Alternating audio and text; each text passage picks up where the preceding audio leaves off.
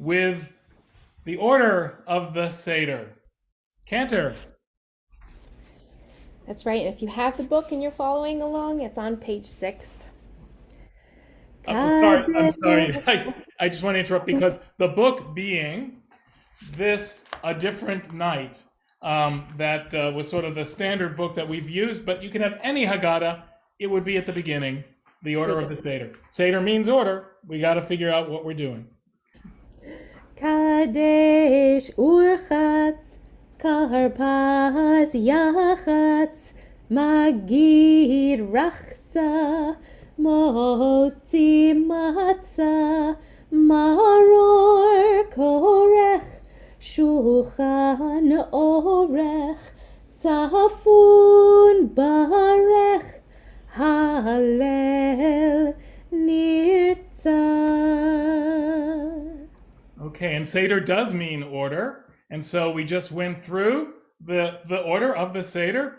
Although so much of what we're about to do has changed and evolved over the centuries, this order for a long time has remained pretty constant. In fact, what you're looking at here, and definitely write into the chat if you can't see what I'm showing, this is a Seder from northern Germany, a Haggadah from northern Germany, 17th, 18th century, and you can see the order of the Seder as done artistically there.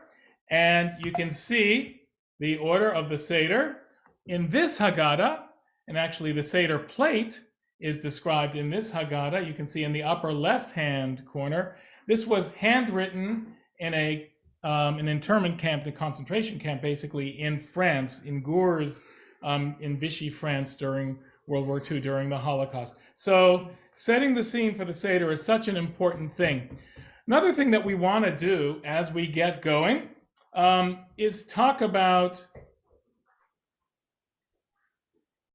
all right, one thing we're going to do is, I'm sorry, hold on one second.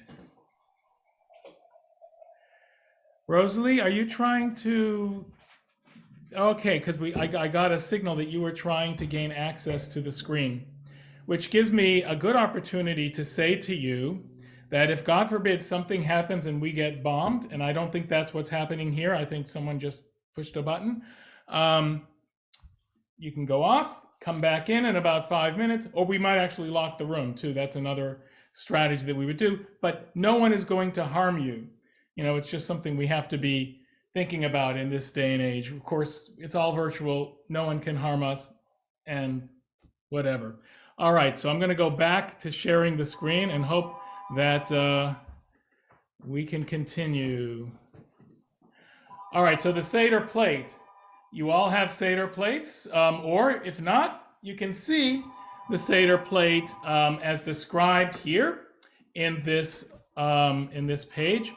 What I want to highlight here for you is something that I think is really important this year.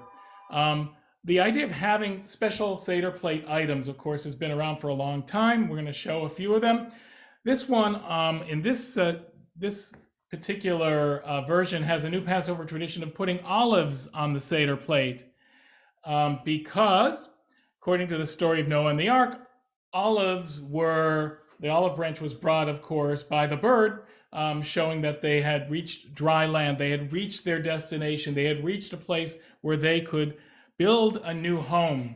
And we now are thinking of the Jewish community of Ukraine, particularly, and of course, many, many other Ukrainians, as well as so many other refugees in the world who are looking for that sense of peace and freedom and tranquility, escaping the plagues that right now, unfortunately, exist in their homeland. So anyway, olives on the Seder plate this year. Let me show you another. Whoops. All right, so here's a list of some of the new things that are put on Seder plates. Artichokes for interfaith inclusion.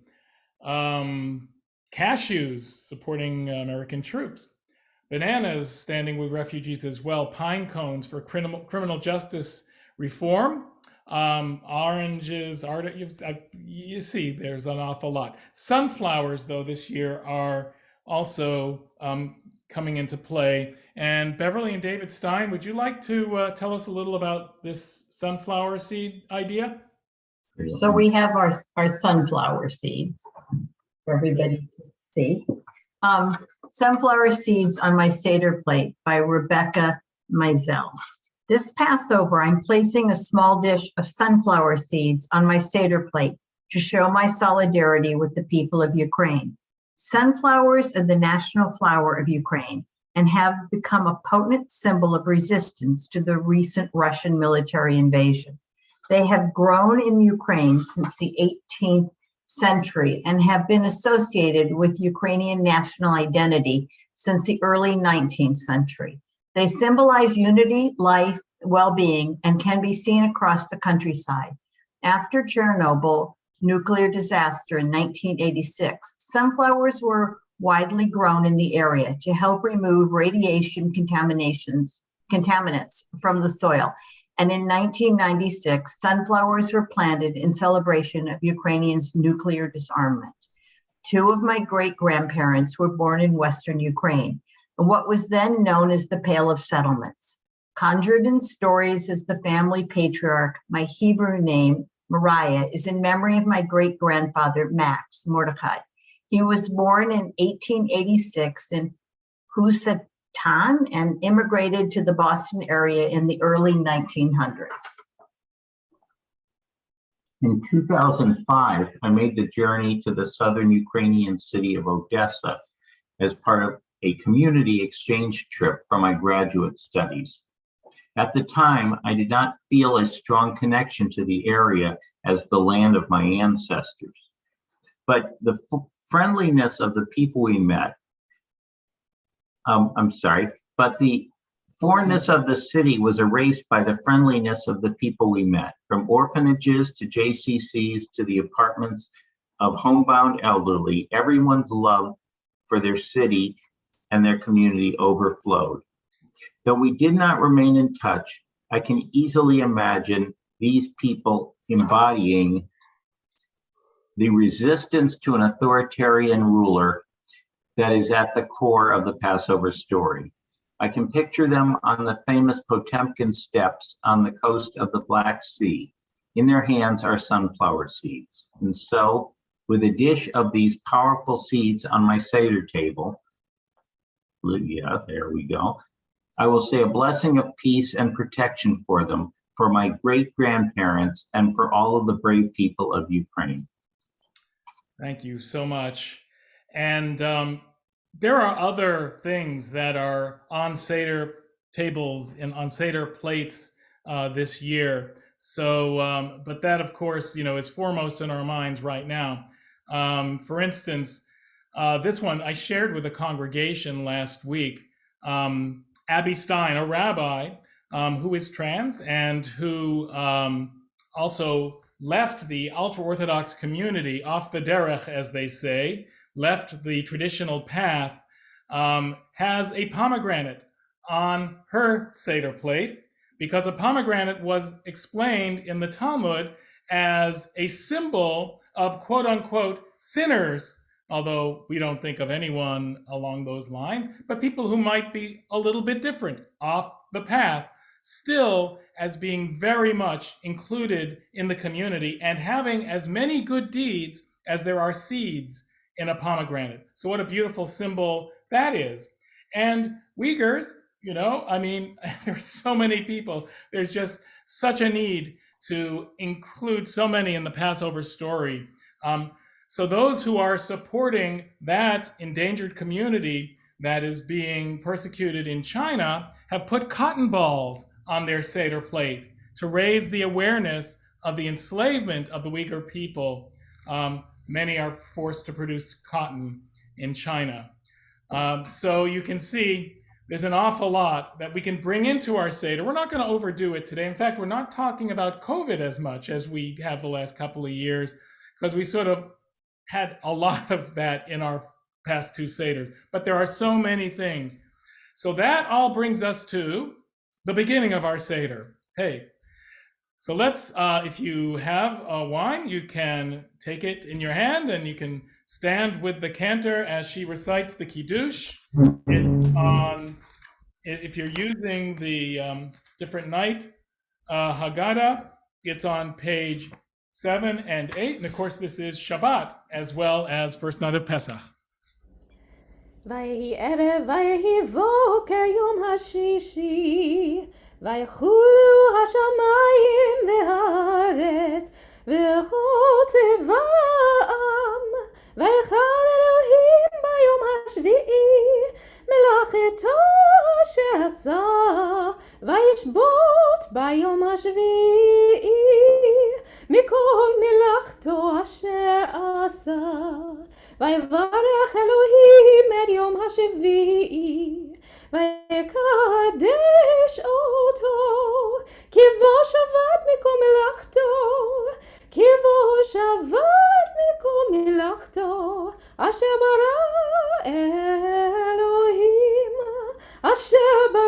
אלוהים לעשות סברי ברוך אתה אדוני אלוהינו מלך העולם בורא פרי הגפן ברוך אתה אדוני אלוהינו מלך העולם אשר בחר בנו מכל עם ורוממנו מכל לשון וקידשנו במצוותיו ותיתן לנו אדוני אלוהינו באהבה שבתות למנוחה מועדים לשמחה חגים וזמנים לששון את יום השבת הזה ואת יום חג המצות הזה זמן חירותנו באהבה מקרא קודש זכר ליציאת מצרים כי באנו בחרת ואותנו קידשת מכל העמים ושבת ומועדי קודשך באהבה וברצון בשמחה ובששון הנחלתנו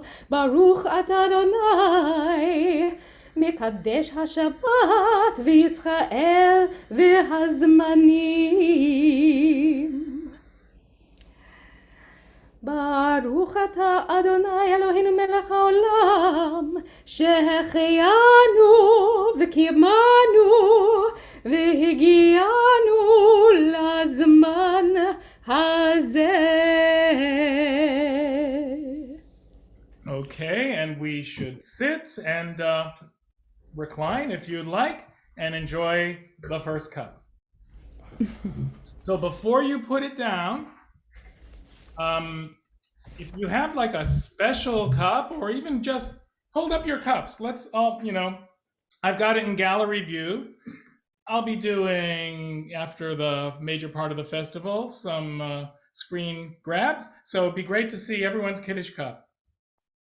If you got it, show it. And if you have like a special Kiddush cup, maybe a little later on, we'll show some of our heirlooms. Okay, we have a whole table full of Kiddush cups over at the at Susan's house. Great to see everybody, by the way. Really nice. So, l'chaim. L'chaim. Okay.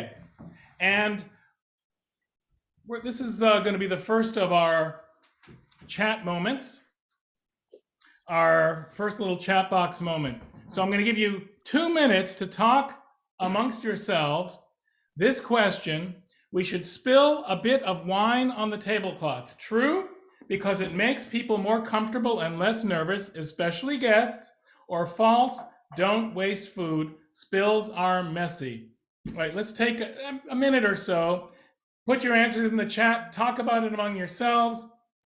See you on the other side.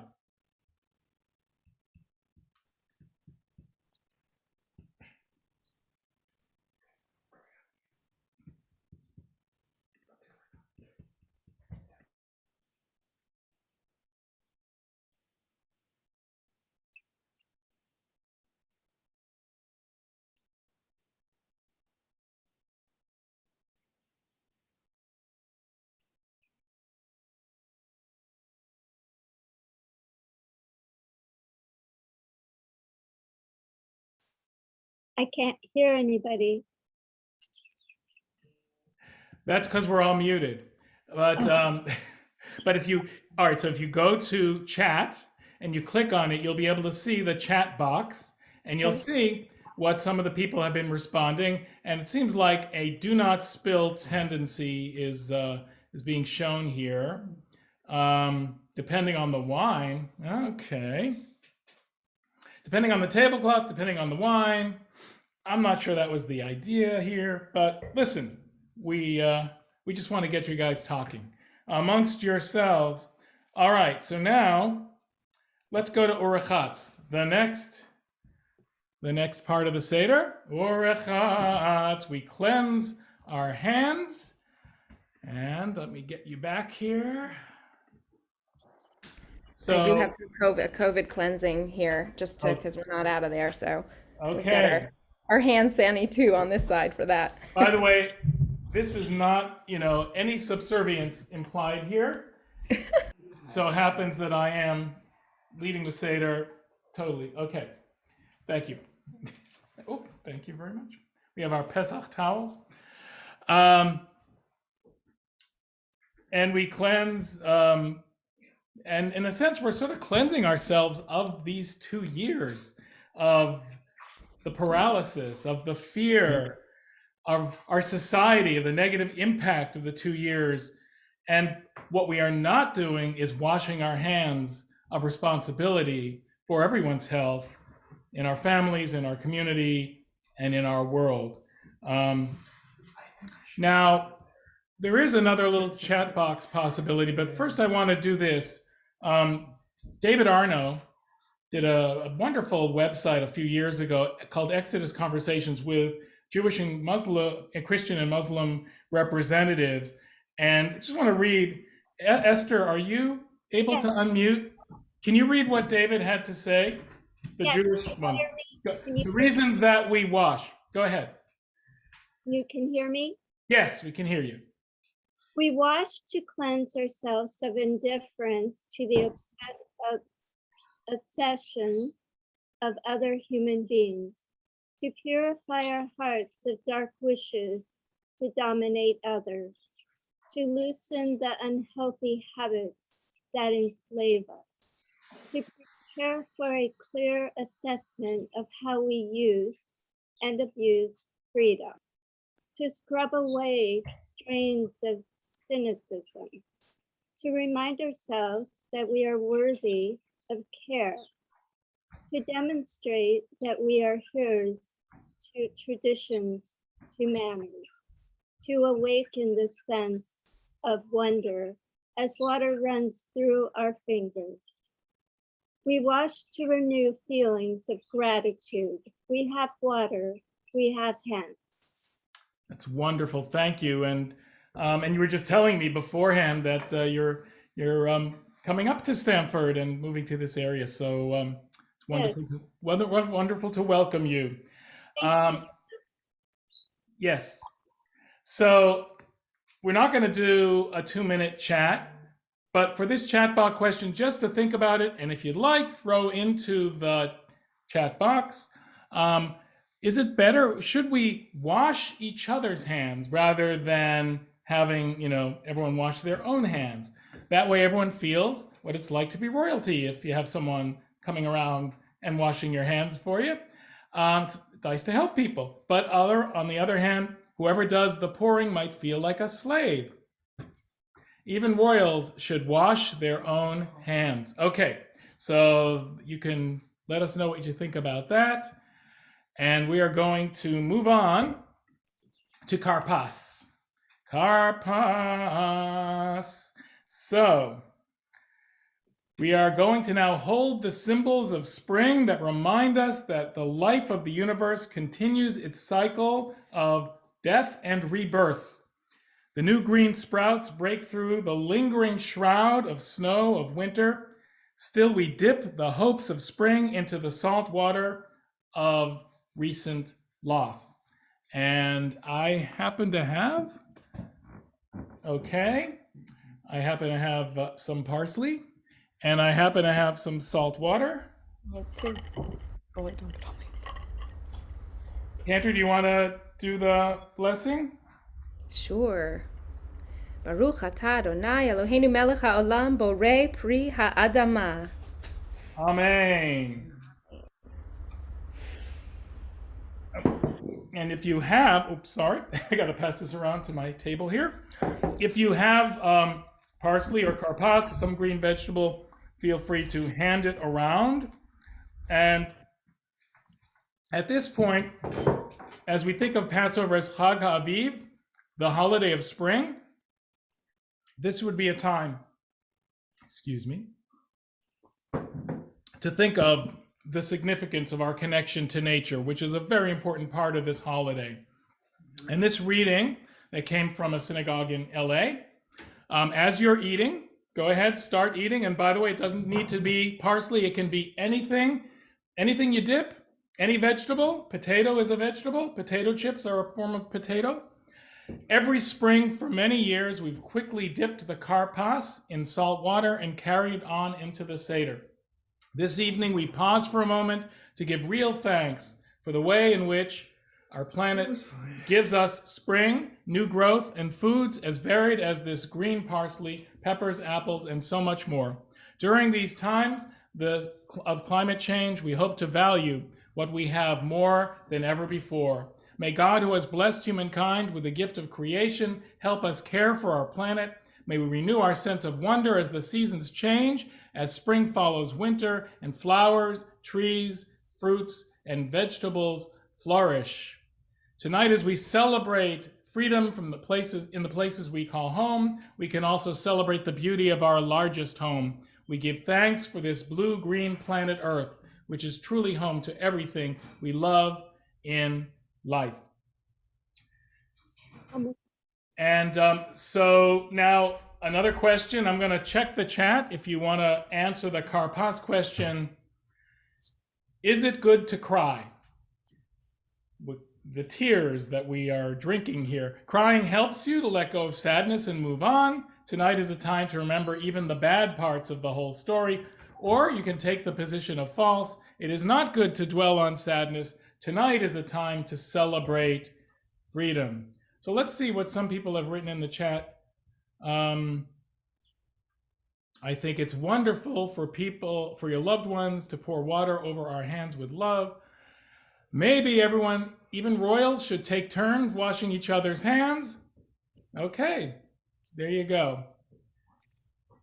It's definitely true because, I don't know, we should always express ourselves. There we go. All right, so on we move to the next part of the Seder. Yachat. And you should all be munching on something right now so that you won't get too hungry. So, Yeah. we are going to break the middle matzah. We show you our... Can I share this kavanah, Rabbi? Yes, absolutely, Cantor. Okay. But hold on one second. There you go. Oh, wonderful. Thank you. So this is from this very new Haggadah, The Night of Beginnings, a Passover Haggadah by Marcia Falk. She's a fantastic poet, and there's beautiful art in here, and it's just stunning. And so we'll share this one. Loss, suffering, hopelessness, broken spirit, broken self. Our lives are broken off by death. The human condition is brokenness. But there's also another kind of breaking, the breaking open of the heart that puts us in touch with our deeper selves, and that may even serve as a gateway to wholeness. What is wholeness of self? Does it depend on outer connections, bonds between self and other, between self and world? Is it the feeling that one is part of a greater whole? Or is it an interconnectedness, an awareness, a knowingness sustained from within, a bringing forth to consciousness the hidden parts of the self? And might this deepened consciousness offer a path to freedom? Or is wholeness all these things, and perhaps more? We dwell in a world of brokenness, but we yearn and strive for wholeness. It is elusive, but it is our birthright. The pursuit of wholeness is the human calling. So, with that intention, we take our middle matzah Right, so I want to show you something. This is absolutely something I just did right now. It's like the most perfect. Mine too. Oh my God. Yeah, but that's a square matzah. This is this is shmora. This is the real deal. Circle the Anyway, square. yeah, that's okay. We're circling the square. Absolutely. So now we hide it away for the afikomen. And the good thing about a virtual Seder is that I didn't need to bring afikomen gifts for all of you, but I do have them for my kids. All right, so the chat box question for Yachas would be, it's better to save things for later than to use them now, meaning the middle matzah. True, you never know what might happen in the future, and saving helps you be prepared. Or false, live in the moment and enjoy what you have in the here and now. So you've been writing some beautiful stuff in the chat already, and I've been reading it as we've gone along, and people should do that. Continue to do that as you discuss these very crucial matters at your table. And we are going to move on. Magid. So now we're going to tell the Passover story. But as we tell the story, really what we're doing is talking about the symbols, talking about the Seder, talking about how to talk about the story, as much as we're actually telling the story. One clue of that is the fact that the major characters' names are really not mentioned at the Seder in the Haggadah, including Moses, of all people, because this is really more about making this story ever present than talking about the past. But let's go from slavery to freedom. We go from Aramaic at the beginning of the Seder to Hebrew at the end, from the language of the street of slavery to the language of freedom, of the future, of hope at the end. So we start our journey right here and now with Halachma Anya. Cantor. Halachma Anya, di achalu avatana, di achalu avatana, be'er ad mitzrayim, kol dichfin yeteh v'yechol, kol ditzrich yeteh v'yifsach. השתה לשנה הבאה בארד ישראל, כל דכפין יתה ויכול, כל דצריך יתה ויפסח. השתה עבדי לשנה הבאה בני חורין. All right, and feel free to join me at your own Seders as we read this crucial passage in English. Halachma Anya. And we should remove the cloth covering the matzot as we say this. This is the bread of poverty and persecution that our ancestors ate in the land of Egypt. It says in the Torah, 7 days shall you eat matzot, the bread of poverty and persecution, so that you may remember that you were a slave in Egypt. Let all who are hungry come and eat. Let all who are in need come and share the Pesach meal. This year we are still here. Next year in the land of Israel. This year we are still slaves. Next year, free people. And here is from the 1300s, a Haggadah from Barcelona with the words Halachma Anya at the top in Hebrew, and a family at a Seder, 1340. So Rabbi Israel Salanter said of this passage, all who are hungry, let them come and eat. He said, the material needs of my neighbor are my spiritual needs. The Seder begins by symbolically opening the door to welcome in the needy and ends with opening it again for Elijah, the harbinger of the Messiah. In doing so, we are imitating God. We cried to the Lord, God of our ancestors, and God heard our voices.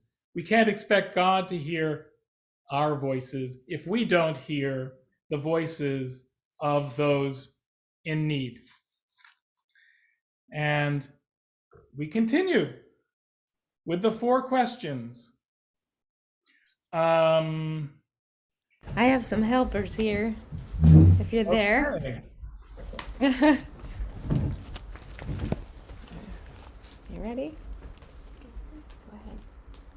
Manishtana halayla haze Mika halayla Mika halayla Shebehol halayla Anu ohlim Hametz umatza Hametz umatza Halayla haze Kula matza halayla haze Kula matza Shebehol halelot anu ohlim she'ar yirakot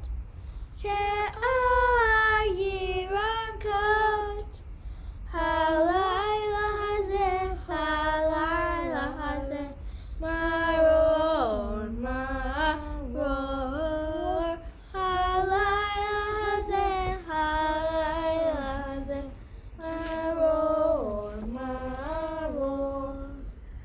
Shebehol halelot and anu matbilim afilu pa'am echad Halayla haze Shetei pe'amim Halayla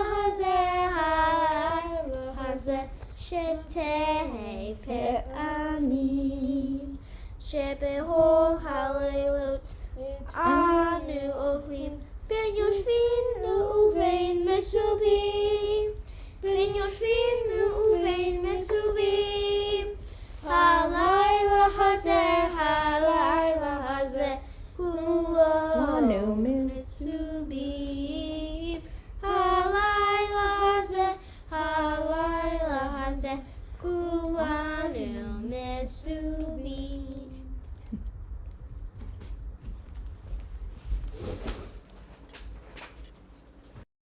Pastor Cliff. Wow, that was amazing. So now we have some special languages that I wondered maybe you can do these. 4 questions in fictional languages. Would anyone like to take a crack at Mandalorian, Elvish, Dothraki, or Klingon? You would have to raise your hand in the chat to tell me if you want to.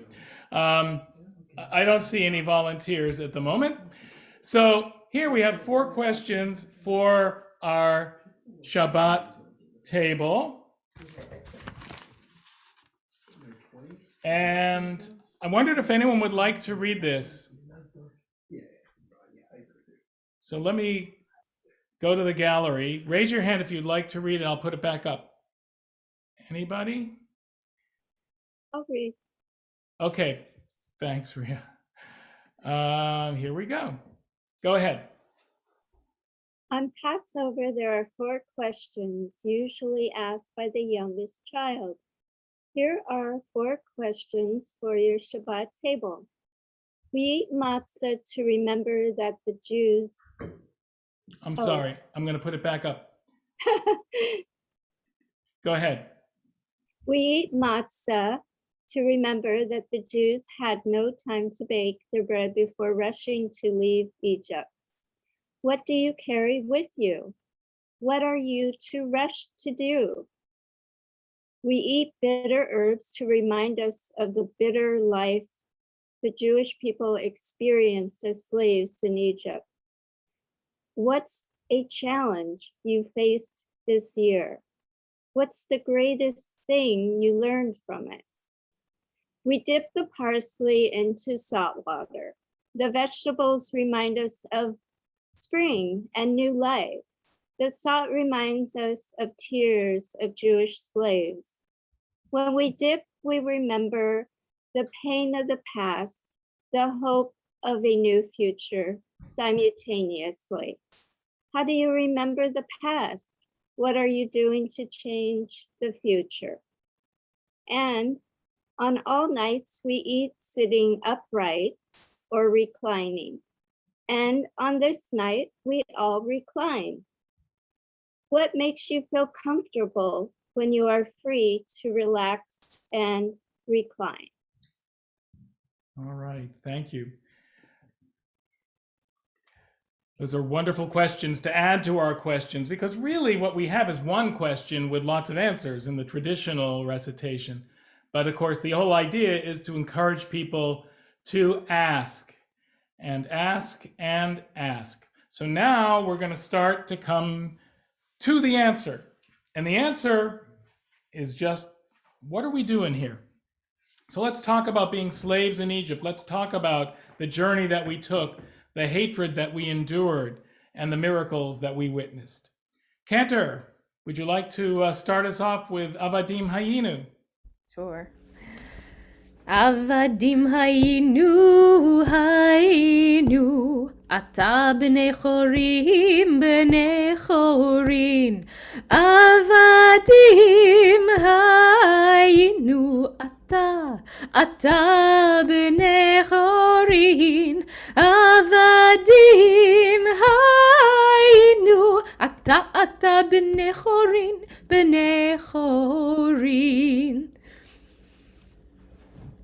If God hadn't taken our ancestors out of Egypt, then we would still be enslaved to Pharaoh in Egypt, along with our children and our children's children. Even if all of us were wise, all of us discerning, all of us veteran scholars, and all of us knowledgeable in Torah, it would still be a mitzvah for us to retell the story of the Exodus from Egypt. The more and longer one expands and embellishes the story, the more commendable.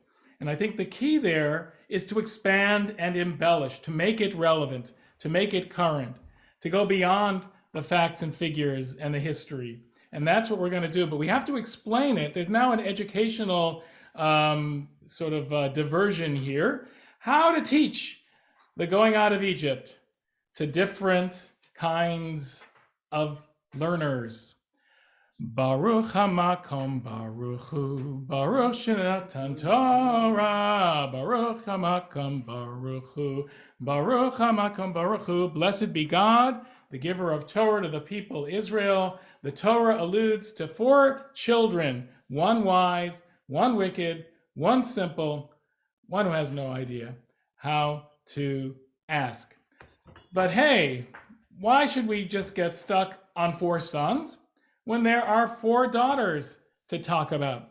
And I think Susan Schneiderman, do you have something to teach us about that? Yes, we do. Can you hear us? We can hear and see you all. Excellent, wonderful. We're in trouble now. The 4 daughters. The wise ones listen. The wise child is the kid who asks exactly the questions adults want to hear.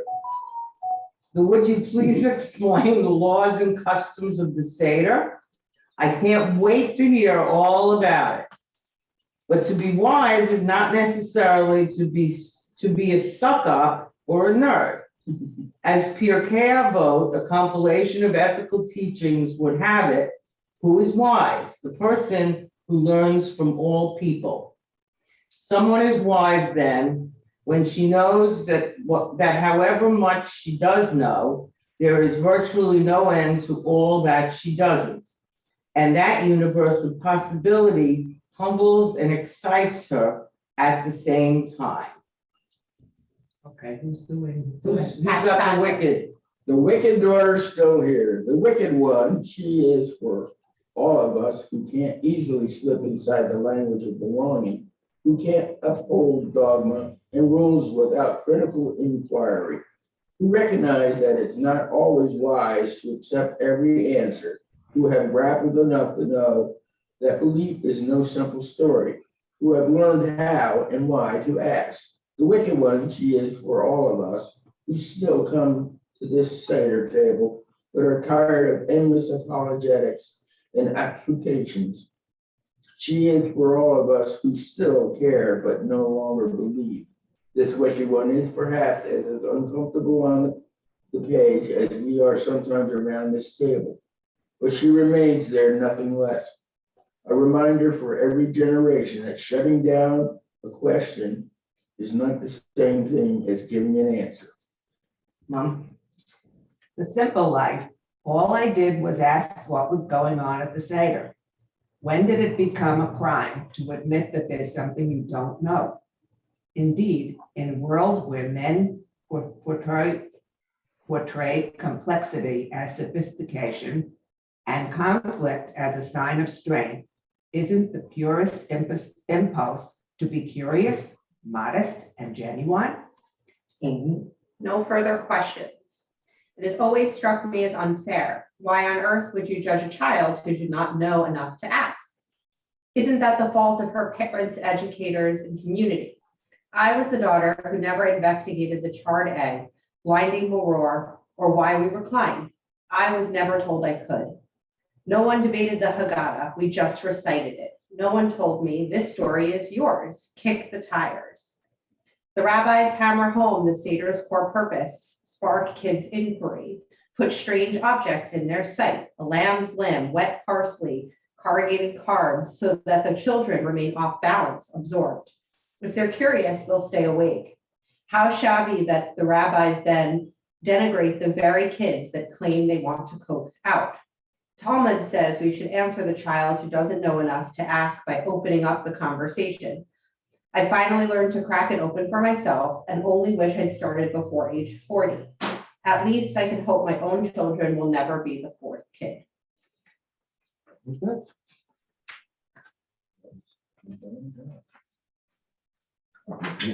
we remuted? I wonder, well, first of all, Roz put something really nice into the chat about relabeling these 4 children. And we can do that. But Cantor, would you like to share a little of at least the last 2 children from the Marcia Falk New Haggadah? Yes, I would. And the names, the headings of these 4 children are the child who wants to know, as the wise child, the child who feels apart and alone, and then these 2 that I'm going to read, the simple child and the child who cannot ask. And this is a beautiful re-envisioning of who these children are.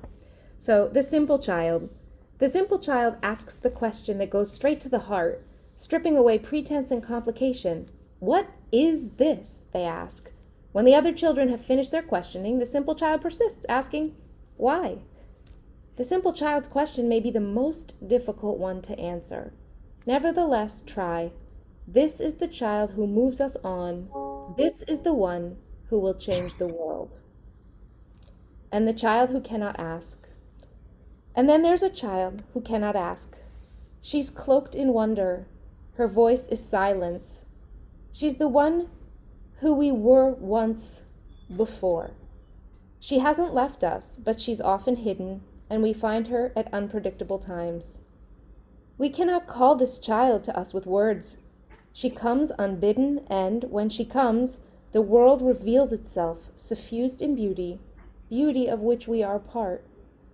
Bless this moment, bless this child. Nothing more to do. Blessed be the child beyond all questions. So I wonder if the Brownsteins are there and would like to share a little bit. I think this is really the honorary guest of every Seder is the most skeptical person there, the one who can ask the best questions. So would anyone from the family like to read this one?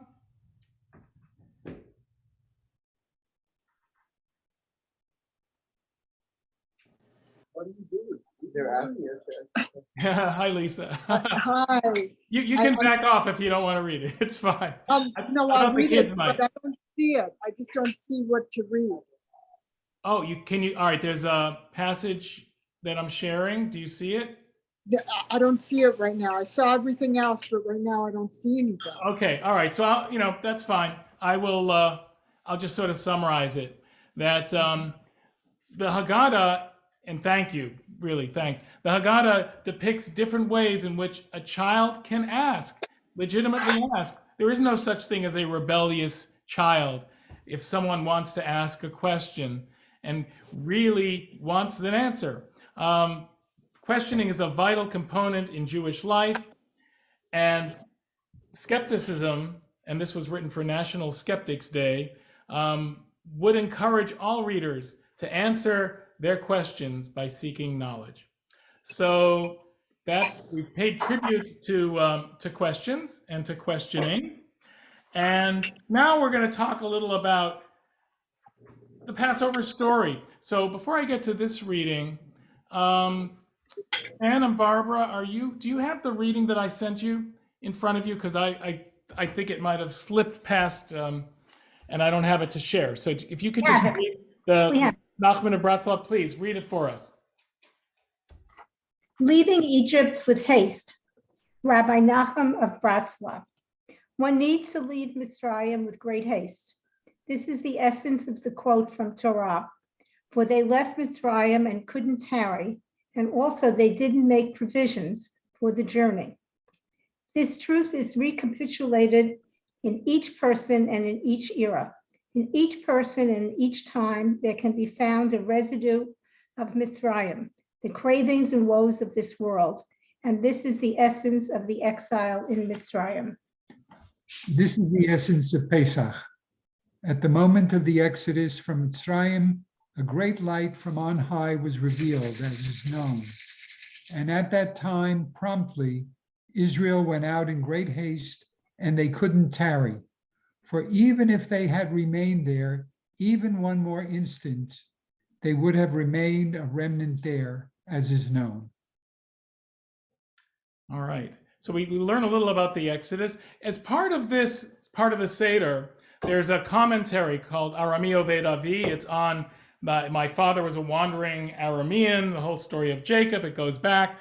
But it also gets into specifics about what happened, how we were treated by the Egyptians. And I think there's an extreme degree of relevance to this, especially for those who are homeless in our day and demonized in our day. So I wondered if that could be read by Dick and Rosalie. Yes, we can read it. Thanks. The Egyptians ill-treated us, afflicted us, and imposed heavy bondage upon us. They mistreated us, the demonization of the other. When there is a desire to make a particular group hated by the majority, the authorities spread lies about them, declaring that they damage the public good or are a threat. They take all the good jobs from us. They are parasites who do not pay taxes. They take our daughters or ruin our neighborhoods. They are trying to take over the country. They are the cause of unemployment, recession, crime, diseases, and more and more. This is from the Haggadah Israelite by Michael Zion.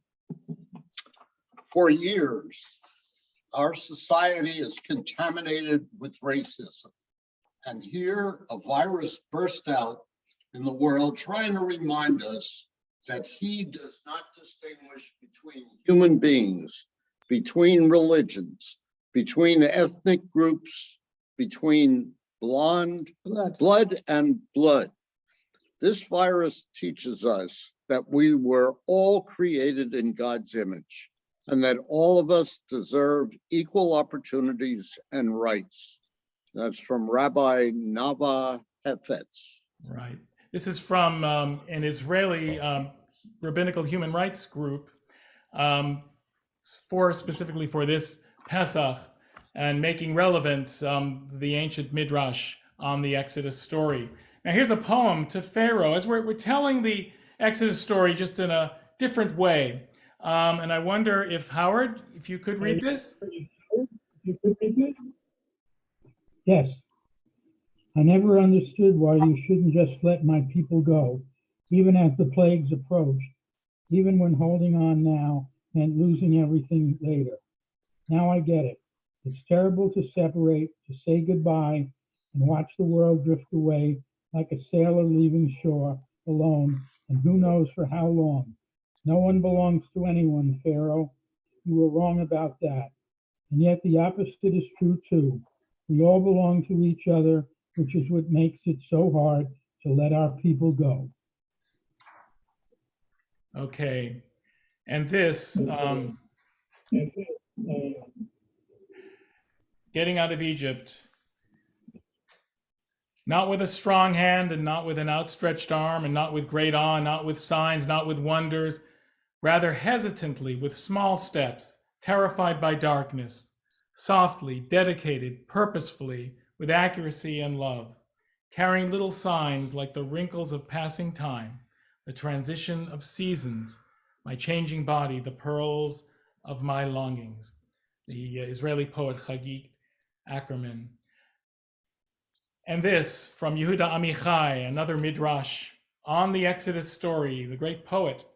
2 walls of water on my right, my left. Behind me are Pharaoh's troops, and in front of me the desert, and perhaps the promised land. That sums up my life. How about we sing a little bit? Cantor, what do you think? Sure, sure. You can all sing along at your tables for this one. If I had a hammer, I'd hammer in the morning, I'd hammer in the evening, all over this land. I'd hammer out danger, I'd hammer out warning, I'd hammer out love between my brothers and my sisters, all over this land. Ooh, if I had a bell, I'd ring it in the morning, I'd ring it in the evening, all over this land. I'd ring out danger, I'd ring out warning, I'd ring out love between my brothers and my sisters, all over this land. Ooh, if I had a song, I'd sing it in the morning, I'd sing it in the evening, all over this land. I'd sing out danger, I'd sing out warning, I'd sing out love between my brothers and my sisters, all over this land. Ooh, well, I've got a hammer, and I've got a bell, and I've got a song to sing all over this land. It's the hammer of justice, it's the bell of freedom, it's a song about love between my brothers and my sisters, all over this land. It's a hammer of justice, it's the bell of freedom, it's a song about love between my brothers and my sisters, all over this land. Okay. So I owe Raymond an apology. He was supposed to do one of those readings that we just did. I'll try to get one to you a little later on. But let's continue now with the 10 plagues, because after such a beautiful song, where else can you go but the 10 plagues? So let's do this. You got your little bowl here, you got your wine, and most importantly, you got your pinky. And hopefully you can repeat after me. Hopefully you can repeat after me, because the plagues here are in Hebrew, but the pictures are in English. All right? So here we go. Dam, Svardeya, Kinim, Arov, Dever, Shechin, Barad, Arbe, Choshech, Makat Bechom Rov. And licking your finger is not a halachic requirement, but it is definitely a custom. So we used to have these plagues bags. You know, some of you might have been at our Seders when the kids were a little younger. They're a lot of fun.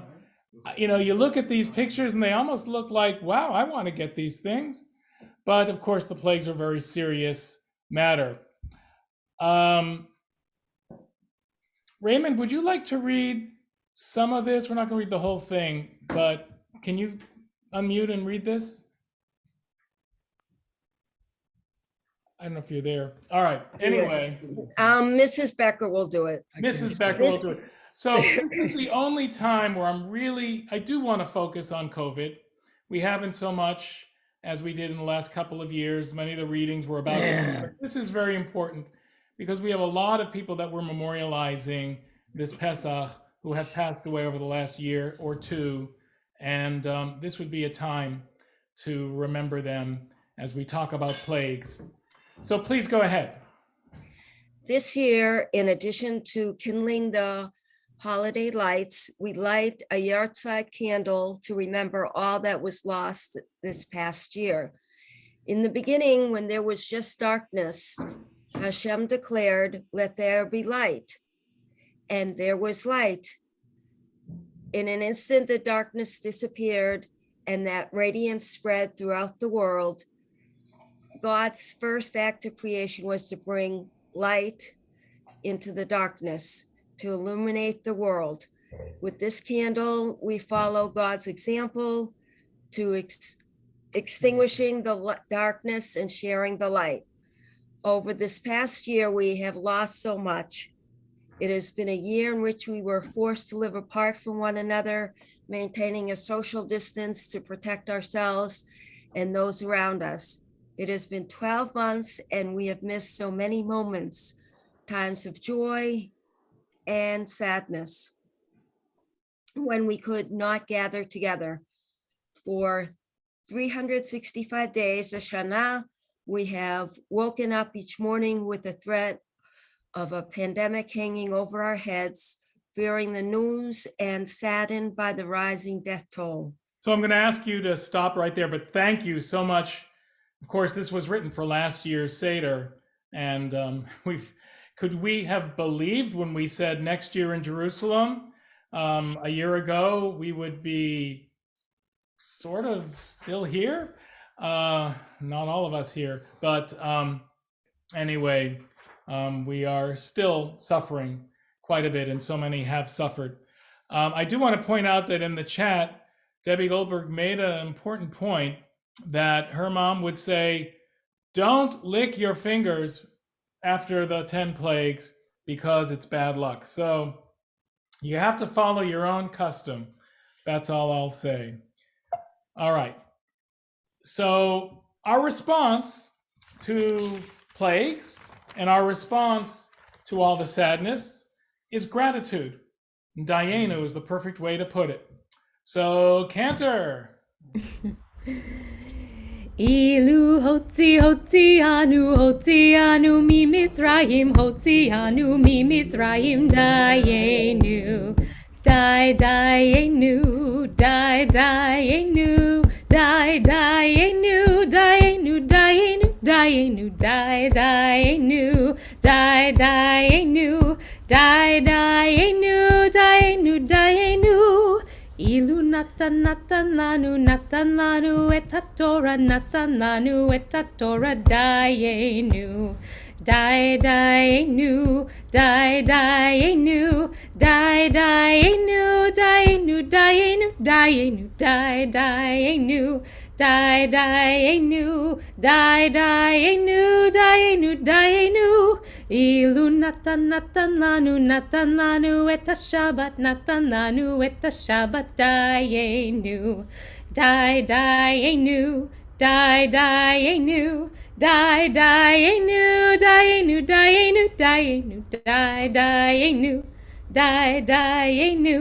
dayenu dayenu dayenu. You got the Hammerman singing, I'll tell you. Yeah, oh good, good. I missed the chorus of Ainus in the back. Ainu, Ainu. Anyway, okay. So let's find, Dayenu is really a very profound prayer. Michael Strassfeld, one of the authors of the Jewish Catalog way back in the 60s and 70s, is writing a new book, and it's going to include a discussion of Dayenu. And Debbie and Jack Goldberg, do you want to read this for us? Sure, and I do remember when I looked at the name Rabbi Streisfeld, I remember the Jewish catalogs. So, Jack, if you want to add, okay. And it says finding the meaning in the small things, which is always very important. Dayenu is the most well-known Passover song, probably because of his simple refrain and rollicking tune. Yet, if you think about what it's saying, it makes little sense. Would it really be enough if God had taken us out of Egypt, but had not divided the sea for us? Wouldn't the pursuing Egyptians have re-enslaved us or enabled us to reach Mount Sinai, but had given us the Torah? What would have been the point? Dayenu was actually suggesting an important spiritual principle of enoughness. We live our lives with ambitions and hopes. Some are fulfilled, some never happen. Some, with the passage of time, fade away or are lost. Even as we mourn the losses, we are to remember the blessings that we have. We need to look at our lives in perspective. It is true, I am not as flexible as I once was, that's true, and that my hearing is declining. Yet it is also true that I can still see and that I enjoy my grandchildren. The practice is to enjoy what I do have. I should place the reality of the decline that is part of aging in the larger context of my whole life. All of it is the reality of my life. Let me remember to see even as my eyes dim, to communicate even when it seems easier to sit alone in the room. I can smell and taste. I can touch and be touched. Neither the great moments nor the sad moments alone are the sum total of my life. In the context of what matters, we think about what we would want for the last period of our life. And it says, Dayenu, it would be enough to be surrounded by family and friends, and it would be enough to eat my favorite food. Right. And I think thank you so much for that reading. And we know, Jack, you have a simcha coming up. I'm looking forward to that, a celebration, your family and birthday.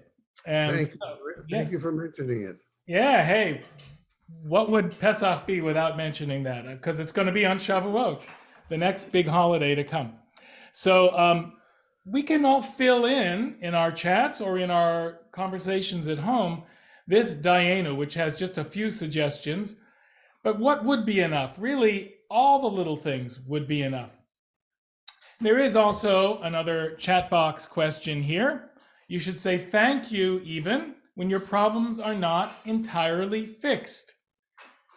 That's true. Every step forward matters. It's always important to show gratitude. Or you could say, no, don't become complacent with how things are. Always strive for better. So feel free to place into the chat any answers to either your new Dayenus or your answer to this chat box question. Now we get to the essence of the Seder, according to Rabban Gamliel, his checklist of the 3 essential foods that must be discussed, or we will not have fulfilled our duty. And the last thing I would want to do is for this Seder to be completed without fulfilling our duty. The 3 are Pesach, Matzah, and Maror. So, first thing, Matzah. Why matzah? Because we could not tarry. We were in such a rush to leave Egypt that we couldn't wait for the bread to rise. Or Chaim teaches us that as strangers in Egypt, the Jews were at rock bottom. Had God waited any longer, we would have sunk to depths of immorality from which there was no return. And this, according to Rabbi Eliezer, is characteristic of the stranger. It's at-risk behavior. We needed that matzah. We needed to leave right at that moment. As that reading by Reb Nachman said, we had to grab the moment, and the matzah was easy to bake. There are 3 matzot, and there are 3 reasons for the matzot. So you can see them in this second paragraph. The matzah also reminds us of the great haste. We already said that. Also the bread of poverty, which we mentioned in the Halach Ma'anya, reminds us of the poverty that we came from, but it also reminds us of our roots. The bread of the ancient Israelites the first kind of bread, the simplest of foods that they made when they became farmers. Soon they prospered. They began to desire fancy homes, fine clothes, and rich foods to eat. It made them greedy and envious. So the prophets cried out against their way of life and pleaded with them to return to the simple and modest ways of the desert. And we do that 1 week of the year by eating this simplest yet most important of foods. So that's the matzah. How about maror? Well, let's see. Maror. I'm going to read this one. We eat the maror, or bitter herbs, to remind ourselves that the Egyptians embittered the lives of our people. And we know that one of the most radical messages of the Torah is that cruelty is not destiny. Though we tend to treat others the way we ourselves were treated, the message of Torah is that the chain of pain can be broken, that we do not have to pass on to others what was done to us. How easy it is in a time of comfort to forget the suffering of our past. How easy it is in an era of affluence to fail to see the suffering of others. Each year, the Seder reminds us that we were once oppressed and that we can never truly be free until all people everywhere can celebrate their freedom with us. So that's Maror. And Pesach, oh, by the way, the Paschal Lamb, you read about that on your own. We have to mention it. We mentioned it. Now let's talk about every generation, how the Passover story reinvents itself, how we experience it in every generation. Bechol, Dor, Bador. It's on page 54 if you have the A Different Night Haggadah. And why don't you join with me in reading it in the English? In every generation, one is obligated to see oneself as one who personally went out from Egypt. Just as it says, you shall tell your child on that very day, it's because of this that God did for me when I went out of Egypt. Not only were our ancestors redeemed by the Holy One, but even we were redeemed with them. And that is the key. Just as it says in Deuteronomy, God took us out from there in order to bring us, to give us the land God swore to our ancestors. Every generation. So let's look. 1182, expelled from France. 1290, expelled from England, etc. We go on and on and on until we reach the refugees leaving Ukraine right now, bearing on their bodies and souls the brunt of the Russian onslaught. This is from the Rabbis for Human Rights Haggadah, and it has a poem on the bottom that I hadn't really come across before. Beautiful poem. Turns out it's by Chana Senesh. It was the first Hebrew poem that she wrote. And so I'd love to read this. In the bonfires of war, in the flames, in the fire, amongst stormy days of blood, I pass my small lamp to search for a human being. The flames of the fire are extinguishing my lamp. The light of the fire is dazzling my eyes. How will I look? How will I see? How will I know? How will I be aware when he stands before me? Give me a sign, Lord. Give me a sign on his forehead that in the fire, in the flames, in the blood, I will know the pure eternal spark, that which I searched for, a human being. And since we've come full circle to talk about Ukraine, and we talk about this passage of every generation, this selection for moving traditions, I think, is very important for this year's Seders. The Mishnah tells us that in every generation, a person must view themselves as though they personally left Egypt. This directive is especially important this year when we're seeing the largest number of refugees in Europe since World War II. Moving Traditions invites us to explore the power of the narratives this year. And let's look at these bullet points. The phrase "never again" has recently appeared again and again across the internet in connection with the war in Ukraine. What is happening in Ukraine is not the Holocaust, as nothing can compare. But at a time when there soon will be no more Holocaust survivors, and will become the next generation's responsibility to carry the narratives forward, what do you think "never again" means in practice. And I want to add one other question to that. Can we truly say never again, after this, after what we've seen in the past week, after what we've seen in the past month, when genocide is happening again before our eyes? If never again is happening again, what is our role to play in all of this? And how do we remember on this Pesach? And how do we act? So this is a question I hope you'll take into your Seders after we conclude. I just wanted to bring it up here because I feel we couldn't go beyond today without looking at that. So the generations. A Seder in Lithuania in 1935. Warsaw Ghetto making matzah. Warsaw Ghetto, a Seder. This one from much, much earlier. A Seder.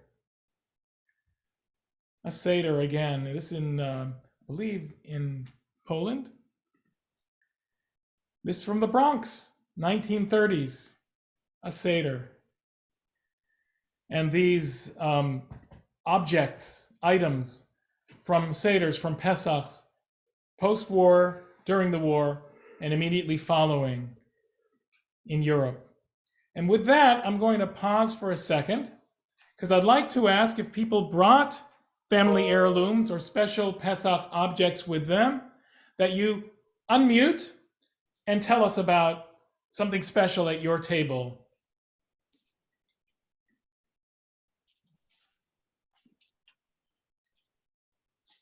And everything is special. Yes. Go ahead.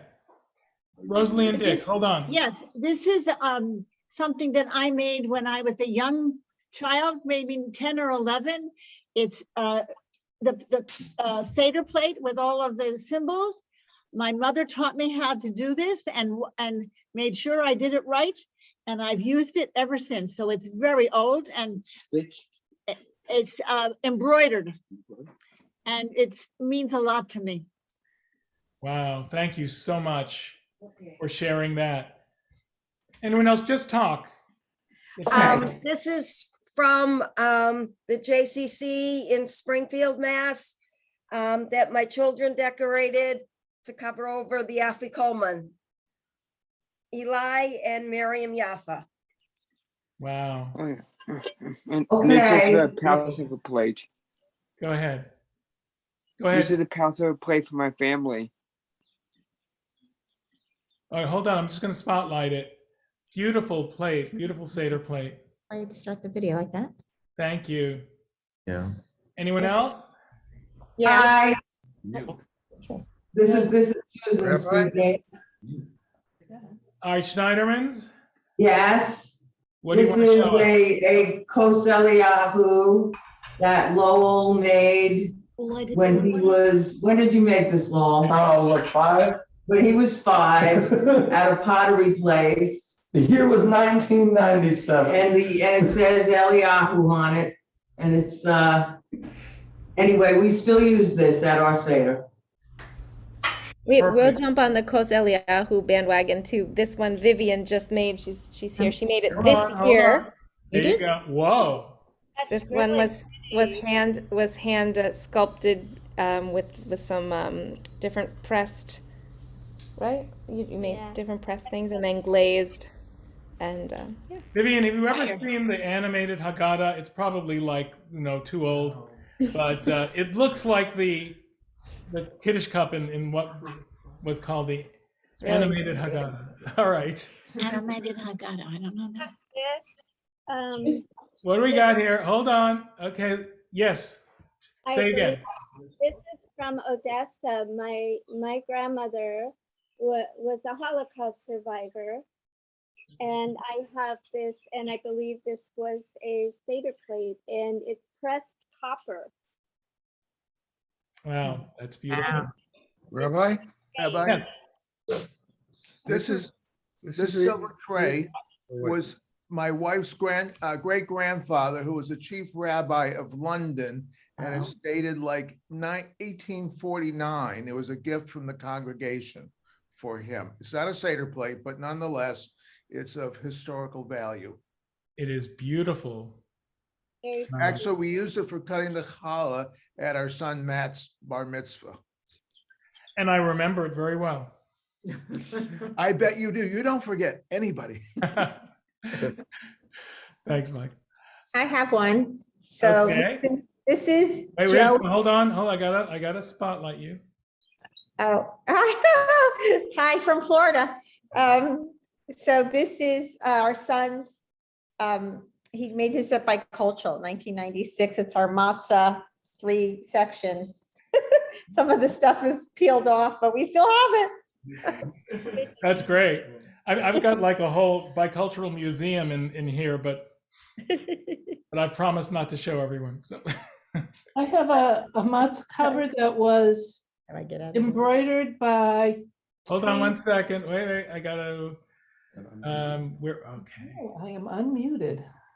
Yeah, you are unmuted. Just talk again. There you go. Okay.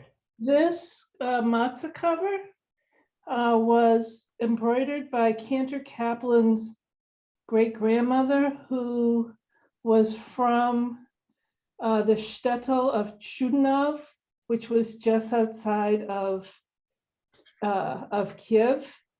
And she came early, but her family was lost during the Holocaust at that period in time. But I brought it down to Florida so that we would have something of family. Thanks, But it's Karen, all for sharing. embroidered. Yeah, that's beautiful. All right. Rabbi? Jack, I see you got something. That is my Zadie's Kiddush cup. Yeah, pull it away. It says Achim. I see that. Is that Avad Achim? The synagogue? What?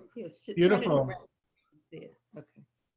And then They gave this to me when I was bar mitzvah. you have the. Wow. A lot of kiddushes have come and gone. Right. Yes, they have, and they continue. And they will. Thank you. All right. Anyone else? We have time for one more. Well, I have the book to share. All right, well, let that one be me.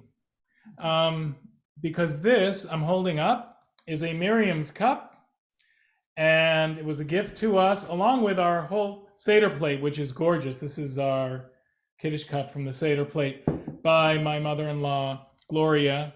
Of course, we just commemorated her first yahrzeit, but Pesach was so important to her, and she's just a tangible presence at our Seder. Our whole room is like we're surrounded by her. But this Miriam's cup especially, she was very much an ardent feminist.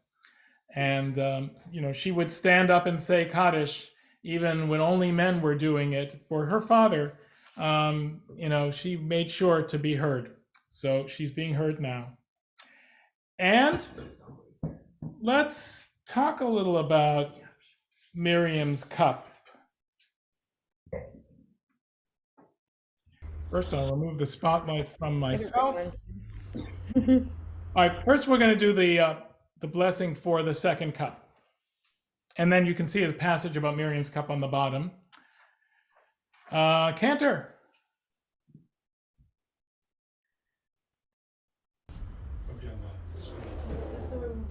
Just the blessing. Yeah, Baruch atah Adonai Eloheinu melech haolam, borei pri hagafen. Amen. Thank you.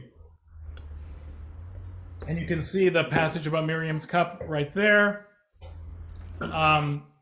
Usually filled with water, because Miriam was known for the well, the legendary well that nourished Israel in the wilderness. And it's become part of the Seder ritual for so many people over the last half century. And here is a little more about Miriam's cup from that Rabbis for Human Rights, Haggadah. And we now move on. Rachza. So we're going to wash hands before having the matzah, which we're about to do. And where's our water? You know what? I shouldn't ask that way. I'll go and wash my hands. No, it's coming. It's coming. All right. So everyone, either going to wash in a surrogate manner by way of me, or wash your hands because we're about to eat. Baruch atah Adonai Eloheinu melech haolam asher kitshanu mitzvotav v'tzivanu al netilat yadayim. Thank you so much. All right. So now we're about to eat matzah for the first time. And now notice, by the way, the washing of the hands, rachza, urachatz was the original one. This one adds the hey to the word rachatz. And that's because the hey stands for the name of God. We can now bless our hands by reaching out to help those in need. As it said, God helped with a strong hand and an outstretched arm. And so now, motzi matzah, we need to find the matzah. Motzi matzah actually means to find. All the blows of the taskmasters can be seen on its pockmarked surface. It has become the symbol of freedom. It reminds us that once upon a time we left Egypt. The only thing we carried with us into freedom was matzah, and it was enough, dayenu. And there was only a tiny difference between matzah and chametz. It's fascinating. That little tail on the hay, which is on the left, on the bottom left, makes it a chet. Matzah on the left, chametz on the right. And yet that small difference makes all the difference. So let's recite the blessing. Baruch atah Adonai Eloheinu melech haolam hamotzi lecha min haaretz. Baruch atah Adonai Eloheinu melech haolam asher kitshanu b'mitzvotav v'tzivanu al achilat matzah. Crunch away. And we're going to move on to maror. We take an ounce of raw maror. And is there any other kind? And we're going to dip it. Some dip into charoset, others just have the maror by itself first, and then make the sandwich. So we'll say the blessing. And I'm just going to expedite matters, even though the maror is making its way around my table. Baruch atah Adonai Eloheinu melech haolam asher kitshanu b'mitzvotav v'tzivanu al achilat maror. We thank God for the commandment on the eating of the maror. And the good news is now that probably something on your table will get stained. And then you'll remember this forever. So the chat question, if you want on your own, is it important to remember the bitter moments of our past because it makes us wiser and more empathetic, or just makes us more bitter and sad? Let that negativity go. Now charoset. So pass around the charoset. And you can see charosets of the world here. The deeper truth is that there is no slavery, no freedom distinct from each other. They are not separate realms. Thus we take matzah and maror and eat them together. And charoset, no longer imagining that we can separate them. The bitter and the sweet always go together. Korech means to embrace all of life. Now here's where we would have the food. You're going to have that in a few minutes. So what I'd like to do, Cantor, I'm going to turn it over to you for the last few minutes, and you can determine what you want to do with the last part of our Seder. We don't need to, Elijah, you guys can let in on your own. We said we'd finish by 8. We're aiming to do that. So Cantor. Sure, thank you. So we're going to conclude. We always like to conclude with a couple of songs. And one that I really, do we have the slide for Echad Mi Yodea? No, so I'll turn it off here. Okay. So we're going to go to Echad Mi Yodea. Who knows one? There's so many different melodies to this, and Vivian just was teaching me one that maybe she'll come over and help us with as well. But this is, who knows one? Echad Mi Yodea, Echad Ani Yodea, Echad Eloheinu Shebashamayim Uva'aretz. And I also know that there's another melody. Shnayim Yodea, Shnayim Ani Yodea, שני לוחות הברית, אחד אלוהינו, אלוהינו, אלוהינו, אלוהינו, אלוהינו, שבשמיים ובארץ. Can I see a show of hands? Who knew it from with the first melody I did and who knew the second melody that I did? I'm seeing, oh my gosh, I see a split. I see a split. All right, so we'll go back and forth a couple more, and then maybe Vivi would bring us home with who knows 13. I know 13, and she'll take us all the way. So, Shlosha mi odea, Shlosha ni odea, Shlosha avot, Shnei luchot habrit, Echad Eloheinu shebashamayim uba'aretz. Arba mi odea, Arba ani odea. Arba imahot, shlosha avot, shnei luchot habrit, echad Eloheinu, Eloheinu, Eloheinu, Eloheinu, Eloheinu, shebashamayim uva'aretz. And now we're going to take you through from 13. Come and help me, Viv. I can't do it by myself. Who knows 13? I know 13. 13 are the ways that God is great, and 12 are the tribes in Yisrael, and 11 are the stars in Joseph's tree, and 10 are the commandments. And 9 are the months till the baby is born, and 8 are the days till the Brit Milah, and 7 are the days of the week, and 6 are the books of the Mishnah, and 5 are the books of the Torah, and 4 are the mamas, and 3 are the papas, and 2 are the tablets that Moshe brought, and 1 is Hashem, 1 is Hashem, 1 is Hashem, in the heavens of the earth. Ba-da-da-da-da-da-da. All right. And so Rabbi, is there anything else you really wanted to get in before we kind of conclude? You'll have to excuse me. I was hiding the afikomen. Ah. It was my one moment. So yeah. How about Lashana Haba B'Yerushalayim? Yeah, that's where I was going to go, but I wanted to make sure before we did that. Listen, next year, Chad Gadya, but next year also in Jerusalem. Okay. Definitely.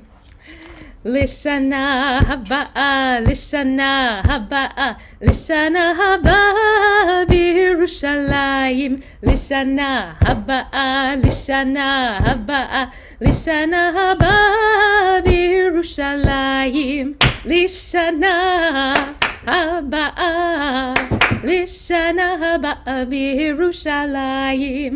Lishana haba'a, Lishana haba'a b'Yerushalayim. Lishana haba'a, Lishana haba'a b'Yerushalayim. Next year in Jerusalem. Yes, and in person too. We hopefully will have a TBE Seder on site, but this was really fun. I know that it's hard to get. It's an acquired taste to have a Seder like this. Certainly, I would love to have a lot more conversation going around. But I love the stuff you guys wrote in the chat, and I'll be saving this and archiving it so people can watch it later on if you'd like. Meanwhile, hope you'll be able to join us for services throughout the holiday.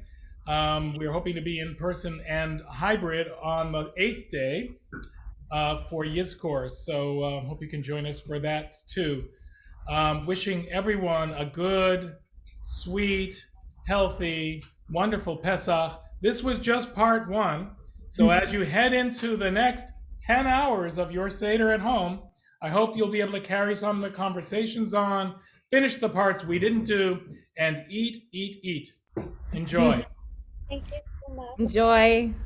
Chag Sameach and Shabbat Shalom. Shabbat Shalom. Chag Sameach. V'kasher. Shabbat Shalom. Chag Sameach. Shabbat Shalom. Chag Sameach.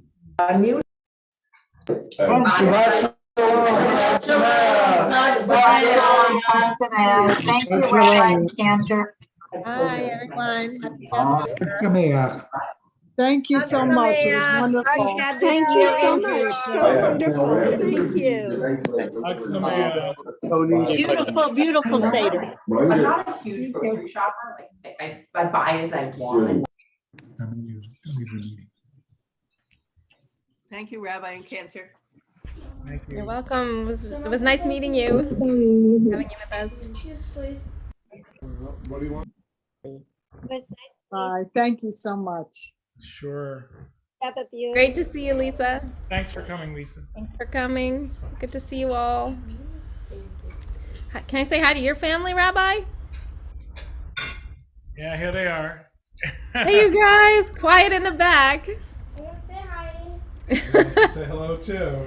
Oh, let's say hi to your guys. Yeah. Hi. Yeah. Thank you for the nice service. Thank you. Bye-bye. Bye. Great job, Rabbi. Yeah. All right. Thank you. Thank you. All right, guys. Thank you for inviting me. Oh, my pleasure. See you when you come up here. Great to have you. We have